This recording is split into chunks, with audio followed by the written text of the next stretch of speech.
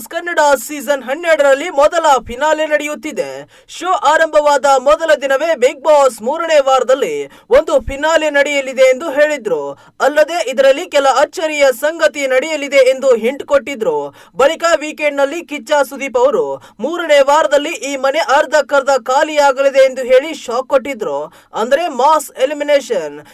ಈ mass elimination ನ ಭಾಗವಾಗಿ ಮೊದಲ ಸ್ಪರ್ಧಿ ಮನೆಯಿಂದ ಔಟ್ ಆಗಿದ್ದಾರೆ. ದೊಡ್ಡ ಮನೆಯಲ್ಲಿ ಹೆಚ್ಚೇನು ಸದ್ದು ಮಾಡದ ಮಂಜು ಭಾಷಿಣಿ 3ನೇ ವಾರಕ್ಕೆ ತಮ್ಮ ಬಿಗ್ ಬಾಸ್ ಪ್ರಯಾಣವನ್ನ ಕೊನೆಗೊಳಿಸಿದ್ದಾರೆ. ಇವರ ಜೊತೆಗೆ ಅಶ್ವಿನಿ ಎಸ್ಎನ್ ಕೂಡ ಹೊರಬಿದ್ದಿದ್ದಾರೆ.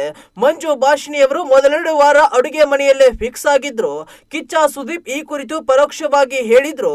ಅದನ್ನ ಇವರು ಸೀರಿಯಸ್ ಆಗಿ ತೆಗೆದುಕೊಂಡಿಲ್ಲ.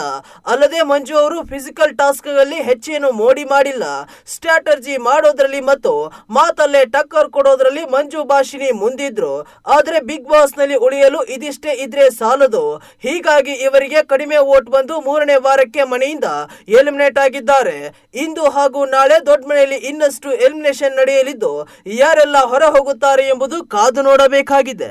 ಇಂಟ್ರೆಸ್ಟಿಂಗ್ ಮತ್ತು ಇನ್ಫಾರ್ಮೇಟಿವ್ ವಿಡಿಯೋಗಳನ್ನ ಮಿಸ್ ಮಾಡ್ಕೋಬೇಡಿ. ಈಗಲೇ ಸಬ್ಸ್ಕ್ರೈಬ್ ಮಾಡಿ.